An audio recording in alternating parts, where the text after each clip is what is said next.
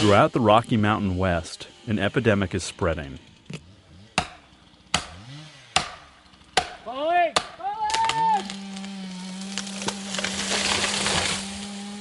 This big problem is being caused by a very small creature. So here's a couple mountain pine beetle, we'd say they're about the size of a grain of rice. So a pretty small critter doing an awful lot of damage.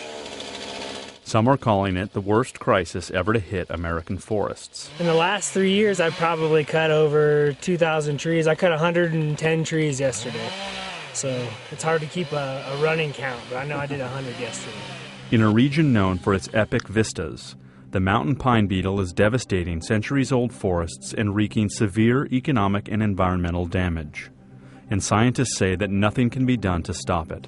It will change the face of skiing. They say that most of the lodgepole pine from the Mexican border to the Canadian border will be lost in this epidemic. We're just one little piece of that. So it's a very big national problem. We're at one of the entrances into Steamboat Lake State Park, one of the campgrounds that have been closed. And you can see in the background these red trees, which are dying quicker than the park has been able to deal with them.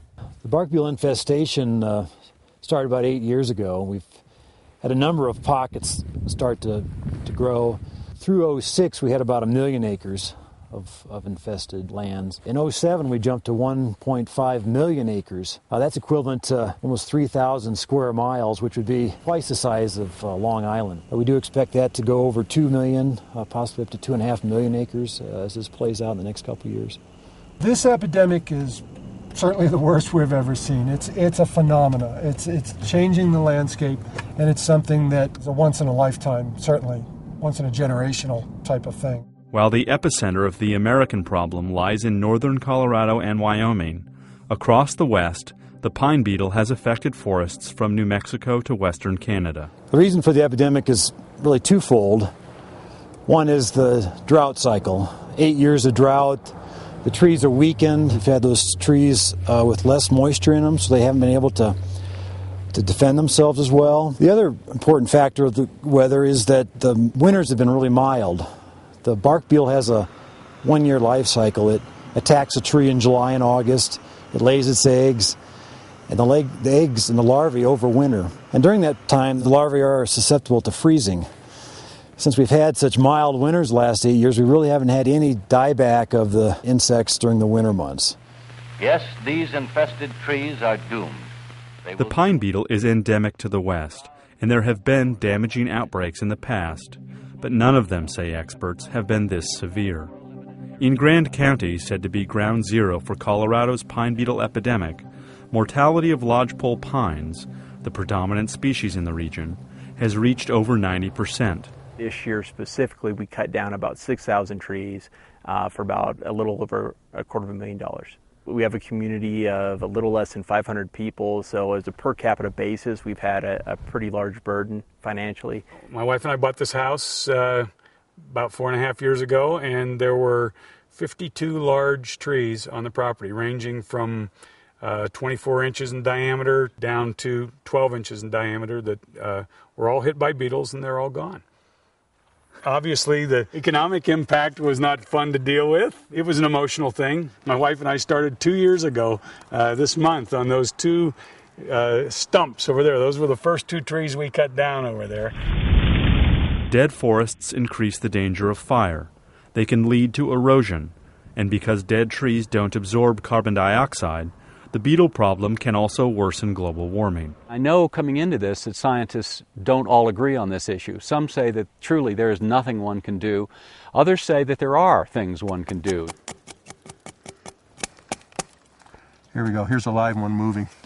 Here we go. Right now, the beetle's progress into other regions seems inevitable, but that has not stopped some concerned property owners from trying to reduce its impact. There's a live beetle right here. She's busy finishing up her egg chamber. In Aspen, where the beetle epidemic has not yet taken hold, a newly formed group called For the Forest has hired top scientists and foresters to develop a plan that, in spite of great odds, they hope might slow the beetle's march. Removing dead trees, removing diseased trees, and removing trees that are in high jeopardy, high vulnerability to the beetle is probably going to be required. In addition, planting new trees of new species to give the forest greater biodiversity and therefore increase the forest's own immune system. By most accounts, the beetle has caused hundreds of millions of dollars of damage. But amidst the devastation, some have found opportunity. Well, the beetle does actually nothing but leave a blue stain. If you notice over there in the wood, it leaves a blue stain, which is a fungus, but it harms the wood in no way. It doesn't leave any marks inside the wood. It leaves behind this fungus, which the tree absorbs, and it kills the tree. During the 90s, the timber industry kind of died out in Colorado.